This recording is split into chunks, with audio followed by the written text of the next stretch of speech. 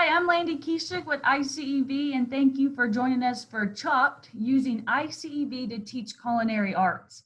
We are excited to have Connie Hall with us. And Connie, if you could just tell a little bit about yourself and the school that you teach at. I teach in the state of New Mexico. The school district is known as Los Lunas, and my specific school is Valencia High School. We sit outside the city limits. We have just short of 1,000 students in the student body. So this is using the iCEV program for culinary arts. It's a very supportive and good program to use on that. Let's see. So on my table of contents here, the things we're going to touch on today is first just utilizing the provided materials in there that are guideline for culinary arts. One of my favorite features to provide the supported learning for our students, my best practice strategy, and then some other miscellaneous advice for any colleagues within the culinary arts, and then just a few additional tips at the end to kind of wrap it up with a summary. So with using the toolkit that's within the iCEV program, there are lesson plans that are already in there, and they are magnificent. They range anywhere from between 4 to 5 pages. They are very specific in the Common Core standards they support and help you achieve. From anywhere from like writing to understanding other things. They have all the strategies outlined in there for you, so it looks very professional and nice if you're being observed or turning it into your administration. They are very well written and easy to follow. So under that, when you go through the lesson plan, it correlates to the PowerPoint that's there, because when you open up the website, you go in and pick your lesson plan, what your topic is that you're on. There is a video, and with that video, there is a PowerPoint that supports it. They're very well matched up, and so in this PowerPoint, if you are the type of person or your classroom requires that you print it, it's printable. They've got it in the printable section.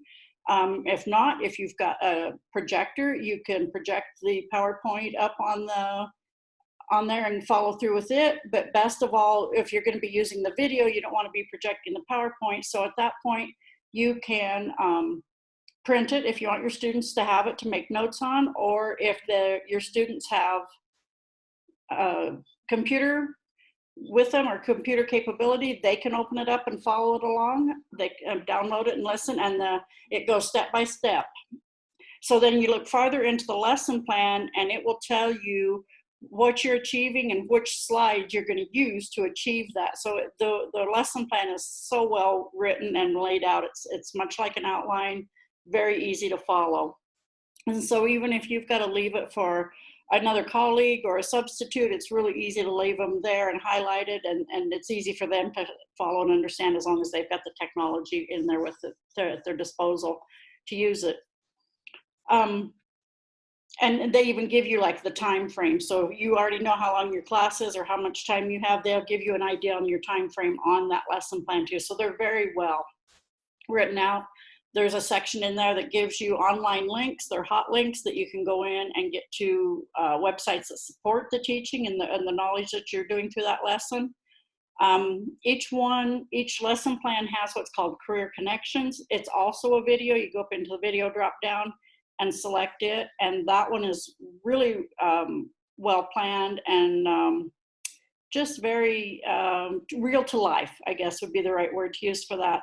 For the students to see, they actually interview people that have worked in that career and in those particular aspects, and they talk about certain things in there. So some of the people will tell you, listening to different ones, they're very honest. They'll tell you, don't do this if you're not a determined person, if you're not hardworking, it takes a lot of work. They're very open and honest with the students, but provide them with knowledge of what it's going to take to be successful in a culinary class. So if you're a remote learning, or maybe you're in a rural setting and you don't have a lot of access to a big commercial kitchen, these shed some light for those kind of students that you can get in there and do the career connection. And there's activity and questions and what they have to think about, like what did they say, or what do they say about education in this one, and so forth. And so there are questions that drive the thinking for the student.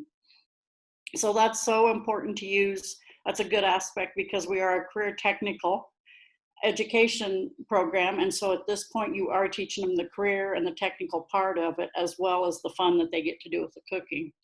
So, and the format is so user-friendly in this whole program. It's laid out the same way, so you know what to expect every time you open up a lesson plan. You go in, there's the video at the top that is supported by the PowerPoint.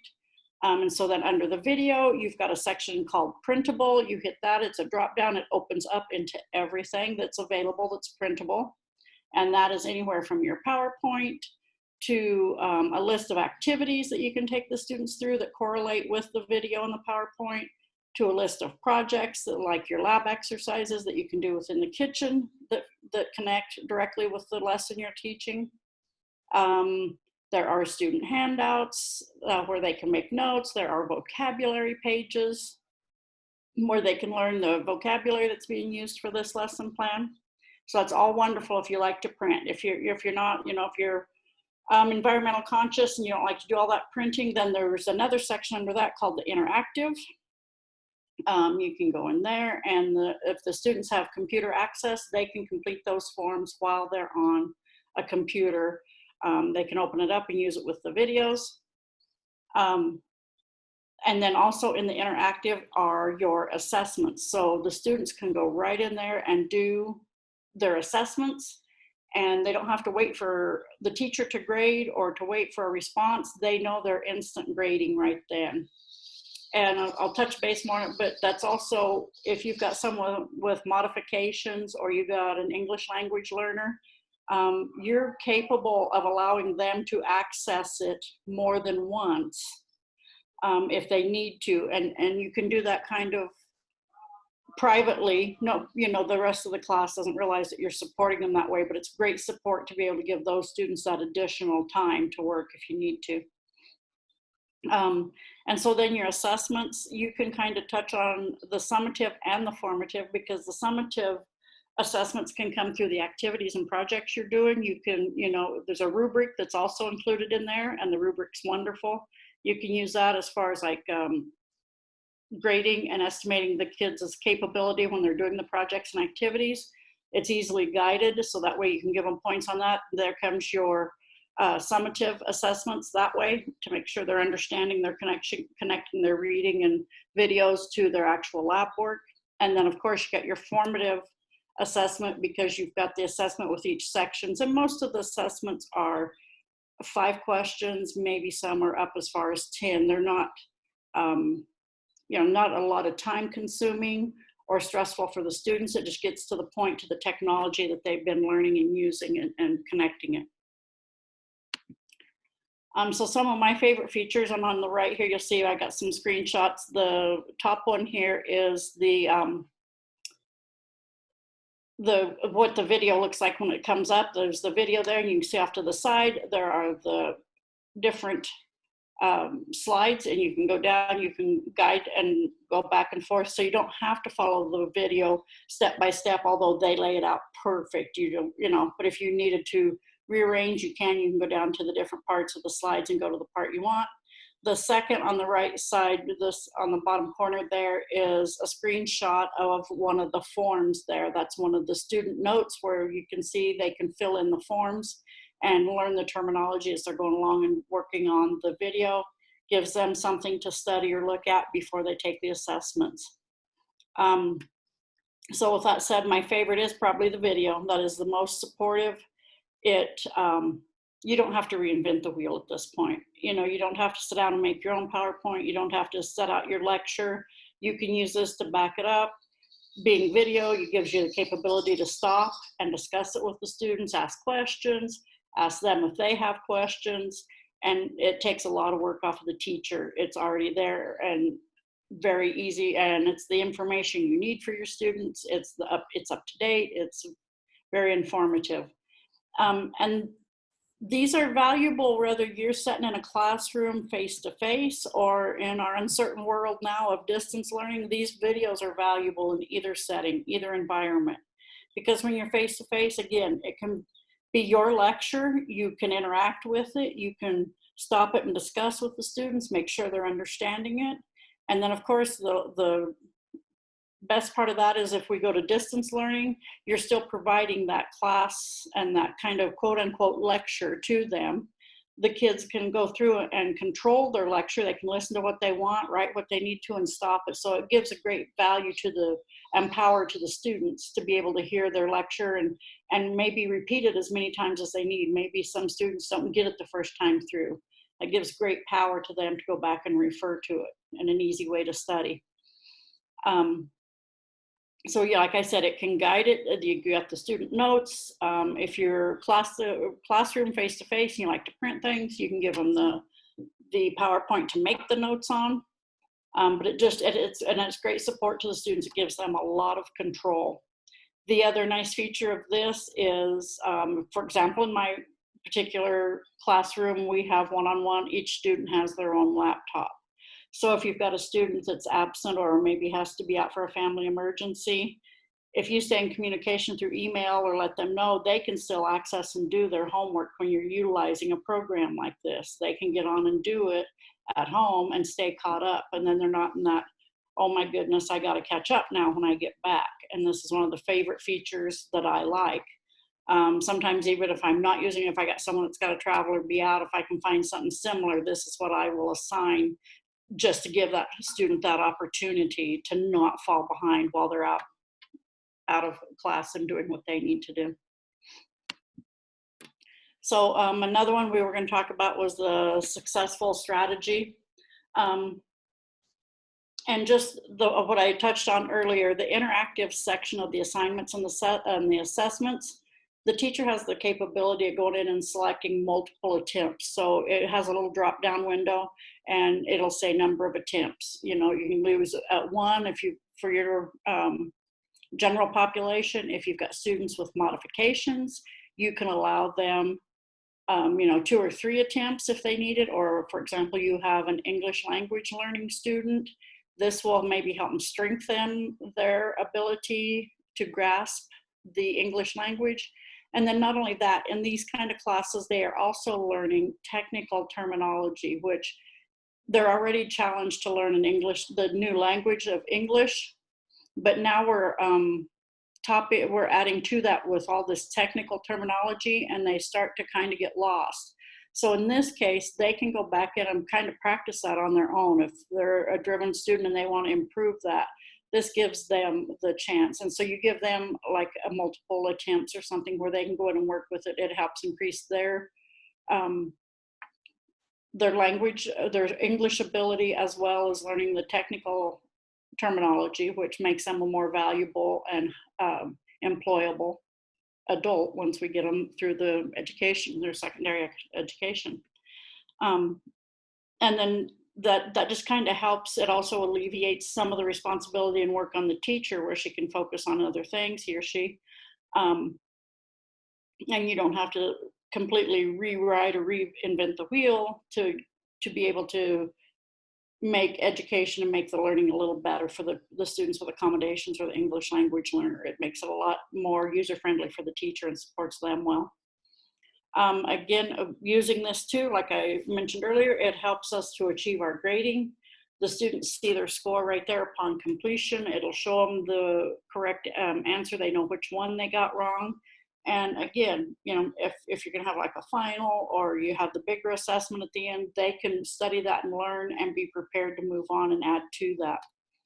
And we all know that the grading gets to be a challenge at certain times and certain points of the year because we got a lot of other administrative things going on. So just for the students to see that, and it's kind of like their reward, their understanding, because a lot of students are very much into their grades. So this really lends and helps for them to be able to see their points right away. They do like it. Just some additional advice as far as for users. you've got the activities and the projects on there, right? And when I've gone through, I can't say that I use 100% of them and in the order that they're there, but it gives me the power to pick and choose, and maybe supplement things. Maybe it provides an idea that I'd never thought of, or maybe a question that I would have never came up with, or, oh, that's a good way to look at that, a different way to teach. So there may be some that don't appeal to you at all. There's nothing wrong with that. I would go through and and again, when you're on the lesson plan, you can highlight the parts that you want. If you print it out, you can highlight the parts you're going to do and eliminate what you don't need. Just make it fit your goals for your curriculum and what that you want to achieve with your students, and make your adjustments as you need, The other, and I've used the term frequently, there's no need to reinvent the wheel. There is so much support in this and available material on here to just manipulate it and make it fit your needs and plans. And if you're a printer, if you like to print and all that, that's fantastic. There are things in there to print that support you and your students. If you've got the technology available and you can go to computers, it works with both realms, both environments. It is very supportive in either one.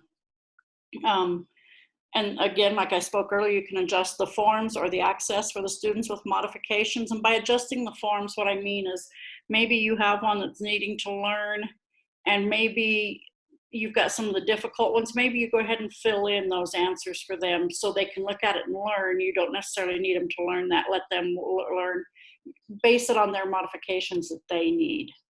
Or maybe make it easier for an English language learner, to spell it out and help them understand it and have them focus instead of worrying about taking notes. Another thing, like I mentioned a minute ago, the activities or projects can be assigned even for extra credit if you're a teacher that allows that. There's an easy task to assign and give to the student without a lot of energy and time on your part to have to recreate or come up with something. You can go in there and select that. Or like I mentioned before, if you've got a student that's out, maybe they've got a family emergency, maybe they've gotten sick and they can't come back in to the classroom, assign the activities or projects according for them so they can kind of stay up. Maybe they're missing out on some of the stuff you're doing in the kitchen and things like that, but you can give them something so they're not missing out on their education. They're also not totally behind when they come back. They've missed a week or two and you're just moving on. So these become very supportive even in that, even if it's not your whole total lesson plan. It can support you when you've got the absent students and you need to keep supporting them in their learning. Additional tips and tricks. So I put a lot of the visuals along with it to help it. So the vocabulary words, that's one of the favorite ones on there. I told you that because that one, it's all printed out. It's like someone took wonderful notes for you. And so now the students can study this and understand. And maybe if they would get the wrong definition, they may go on thinking that way. These are prepared with the proper definition. They can study, they can learn the right terminology, the right spelling, and so forth. The other one on the top that I have is the career connections. Like I told you, it demonstrates the professionalism. The students get to experience a real life advice. And then again, the questions will have them either like summarize the skills, the career expectations. The questions might be like, what kind of personality do you need to have to do this? They have just different varying questions that they can answer on there. And I think, and they're short videos, so the kids don't burn out or tune out. They're like, I think under 5 minutes, somewhere right around that. So it's very easy, and it's just someone talking. It's very easy for them to understand. It's not high with technology and vocabulary words. It's just somebody being a real person and giving them an idea, a realistic idea, because some of them, I've watched a few of them myself, and someone will tell you it's a very tough job. Be careful how you select it, and here's what you need to consider. So I like that aspect, that they give a real life summary of it. And like I've said before, the videos and the interactive assignments are good face-to-face or distance learning. They are applicable either way and very supportive. It's just amazing, the support and the just the ease and the user friendliness that it brings to your world, and it takes a lot of stress off of you. The vocabulary, so when you're in there, I don't think I've spoke about that, where I say to make the vocabulary handout accessible to the students. So when you go into these, where you see the printable and the interactive part, over to the right-hand side are little boxes where you can put check marks, and it's titled Give Access to the Student. So you can control what they can see and access. And if you don't select the check mark on there, then the student won't be able to open it and see it. You see everything on your side.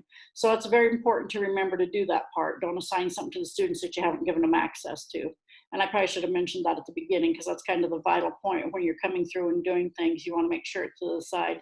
And then they won't see all the other stuff if you don't give them access. So one of your kind of rules of thumb when you're creating these and what they're getting access is you always want to make sure they have access to the vocabulary handout. And that way they can open it up. Even if they don't print, they can pull it up on their screen and study and use it that way. And again, they're very well written notes and gives the students the proper information they need to know for the terminology. And so I think I've touched on all of those. And so just kind of as a summary, as far as this website and the staff that I've encountered and my experience with it, is the website is very user friendly. It's easy to see the buttons you need to push and where you need to go. It's the same format. The lesson plan's always up at the top. Then you've got the view. Then you come in, you've got the video and all the slides, and they're numbered. And then right below that is your printable, and right below that is interactive. And you hit them, they open up, and that part changes based on the lesson. But the format is the same. It's not like a sneaky surprise. Everything's laid out the same. You become familiar with it. You can breeze through it. I've always received incredible support from the staff from iCEV. They're always there. They're quick to respond to you. They're quick to solve your problems. So it's amazing when you're stressed out and working, you've got good support staff, and they take good care of you. The information there is very applicable. And what I mean by that is it's up to date. It's got the proper, more modern nutrition information is one of the things I can think of, but it stays up to date and modern information. So it doesn't become as quickly outdated as a textbook sitting in your room. This is there, and it's very, very usable information. They are definitely connected to all the Common Core standards. They clearly state those and connect those in the lesson plans. Makes it amazing help to the teachers, especially if you're turning it into administration, like I said, or you need something. Maybe you've had a family emergency, or you are not feeling well and you got to be out. There's a quick way to get all of that downloaded and sent off and prepared for a substitute to keep them busy, to be able to keep the students busy. And then you get farther in when you get beyond just learning about the history and so forth, when you're getting into the activities and projects part. The recipes in there are amazing. They're tasty and interesting, but yet convenient, and minimal type of ingredients and directions, where it's easy to teach teenagers and keep them engaged. So you get difficult recipes, you lose them, or they feel like failures because it's hard for them to achieve. So these are very user-friendly recipes. They're very tasty. The students enjoy them. Very well written, where they can make them and easy to make. And so everything's there. It's just a total support, and it is a very highly recommended, for me, a very highly recommended website and support and knowledge that you can gain by using this. And it's very easy to teach culinary arts through this by adding your own activities. I thank you for your time today. Well, thanks so much, Connie, for being our presenter for Chopped, using iCEV to teach culinary arts. I know I learned a wealth of knowledge from you, and I know you can also provide more in-depth knowledge in the Q&A session. So if you want to, if you're joining us, if you want to also tune in for the Q&A, use the link below for that. And also don't forget to enter the session completion code to receive your points and professional development credit. That's all the housekeeping I have. Thank you again, Connie. And I hope everybody has a great summer.